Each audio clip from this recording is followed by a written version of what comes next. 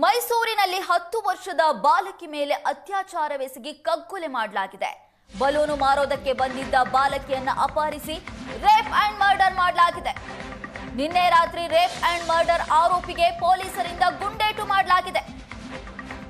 ಆರೋಪಿ ಕಾರ್ತಿಕ್ ಕಾಲಿಗೆ ಗುಂಡು ಹೊಡೆದಿರೋದು ಮೈಸೂರು ಪೊಲೀಸರು. ದಸರಾ ಹಿನ್ನೆಲೆ ಬಲೂನ್ ಮಾರಾಟಕ್ಕೆ ಬಂದಿದ್ಲು ಹಕ್ಕಿ ಪಿಕ್ಕಿ ಜನಾಂಗದ ಬಾಲಕಿ.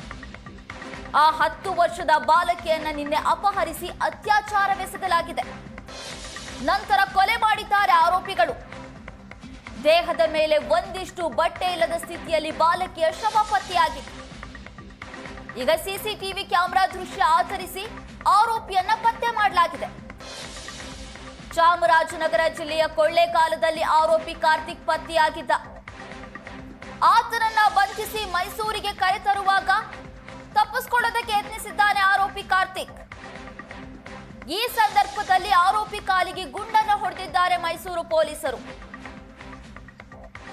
ಸಬ್ ಇನ್ಸ್ಪೆಕ್ಟರ್ ಜಯಕೀರ್ತಿ ಅವರಿಂದ ಕಾರ್ತಿಕ್ ಕಾಲಿಗೆ ಗುಂಡನ್ನು ಹೊಡೆಯಲಾಗಿದೆ. ಈ ಹಿಂದೆ ಮಂಡ್ಯದಲ್ಲೂ ಕೂಡ ಮಹಿಳೆ ಮೇಲೆ ಅತ್ಯಾಚಾರ ಯತ್ನಿಸಿದ್ದ ಈ ಕಾರ್ತಿಕ್ ಅತ್ಯಾಚಾರಕ್ಕೆ ಯತ್ನ ಪ್ರಕರಣದಲ್ಲಿ 2 ವರ್ಷ ಜೈಲು ಶಿಕ್ಷೆಯನ್ನು ಕೂಡ ಅನುಭವಿಸಿದ್ದ. 4 ತಿಂಗಳ ಹಿಂದಷ್ಟೇ ಜೈಲಿನಿಂದ ಬಿಡುಗಡೆಯಾಗಿದ್ದ ಆರೋಪಿ ಕಾರ್ತಿಕ್ ಮತ್ತೆ ಅದೇ ರೀತಿಯ ಕೃತ್ಯ ಎಸಗಿದ್ದಾನೆ.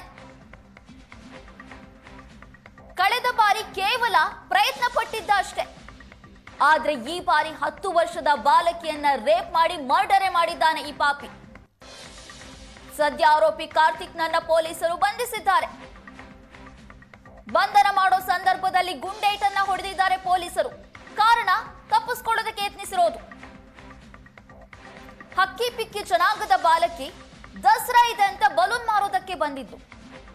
ಆ ಪುಟ್ಟ ಕಂದಮ್ಮನನ್ನ ಅತ್ಯಾಚಾರವೆಸಗಿ ಒಂದು ಚೂರು ಬಟ್ಟೆ ಇಲ್ಲದ ರೀತಿ ಶವವನ್ನ ಹಾಕಲಾಗಿತ್ತು.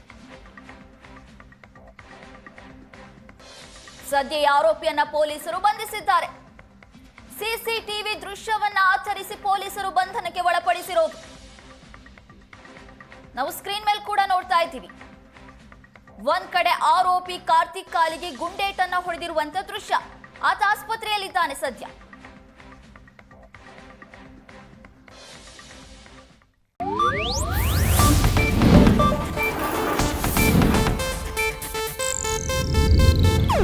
ಇದು ಏಷ್ಯಾನೆಟ್ ನ್ಯೂಸ್ ನೆಟ್ವರ್ಕ್ ಪ್ರಸ್ತುತಿ.